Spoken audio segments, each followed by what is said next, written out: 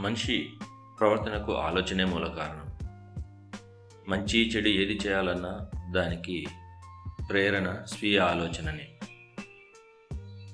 అందుకే ఆరోగ్యకరమైన ఆలోచనల కోసం మనసుని నిరంతరము పరిశుద్ధంగా ఉంచుకోవాలి. లోకంలోని మంచి చెడుల గురించి లోతుగా తెలుసుకోవాలి. స్వీయ పరిజ్ఞానం సరిపోనప్పుడు పెద్దల సూచనలు, సలహాలు స్వీకరించాలి. ఒక పండు బొదుసలి తన పొలంలో మామిడి మొక్కను నాటుతున్నాడు. దారిన పోయే యువకుడు వృద్ధుడు చేసే పనిని చూసి వెటకారంగా నవ్వాడు. తాత, నువ్వు నాటే మొక్క ఎప్పుడు పెరిగి పెద్దదవుతుంది?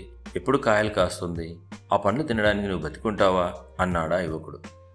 నాయన, నువ్వు అన్నది నిజమే. ఇది కాయలు కాసే నాటికి నేనుండనని నాకు తెలుసు. నేను తినకపోయినా నా బిడ్డలు, వారి పిల్లలు తింటారు కదా. చేసిన మంచి పని ఊరికే పోదు అన్నాడు. ఇది సదాలోచన. ఒక మంచి ఆలోచన భవిష్యత్తులో కొన్ని తరాలకు మేలు చేస్తుంది. కొన్ని వేల సంవత్సరాల క్రితమే బాటసారులకు సేద తీర్చడానికి రోడ్డుకి ఇరువైపులా అశోకుడు మొక్కలు నాటించాడని చదువుకున్నాం కదా. చెడు ఆలోచనలు మనిషిని అతలాకుతలం చేస్తాయి, వేదన గురి చేస్తాయి. చెడ్డవాడి పనులు లోక కంటకాలై బాధిస్తాయి, అపఖ్యాతి పాల్చేస్తాయి. మంచి ఆలోచనలు మనిషిగా మనసు వెలిసిన కలవలతో నిండిన సరస్సులా ఉంటుంది. అతడు చేసేవి సత్కార్యాలై సఫలమవుతాయి, అందరి మన్ననలు లభిస్తాయి. ధర్మదీక్ష తీసుకున్న రాహులుడికి బుద్ధుడు సదాలోచన గురించి బోధించాడు. రాహుల, ఒక చెట్టు మీద అనేక పక్షులు వాలి మళ్ళీ ఎగిరిపోయినట్లు మనసులో అనేక ఆలోచనలు పుట్టి నశిస్తుంటాయి. స్వార్థం వలన చెడు ఆలోచనలు ఉద్భవిస్తాయి. మంచి వారితో మైత్రి వల్ల సదాలోచనలు పుడతాయి. నువ్వు ఎప్పుడు ఉత్తమ ఆలోచనలు మాత్రమే ఆచరించు. ఏదైనా పని చేసినప్పుడు ఆ పనికి సంబంధించిన మంచి చెడులను విచక్షణతో పరిశీలించు. అజ్ఞానంతో చెడ్డ పని చేస్తే మరోసారి ఆ పని చేయకని చెప్పాడు. ఒక పని తాలూకు ఫలితాన్ని ముందే ఊహించి తదనుగుణంగా నిర్ణయం తీసుకోవడం ఉత్తమం.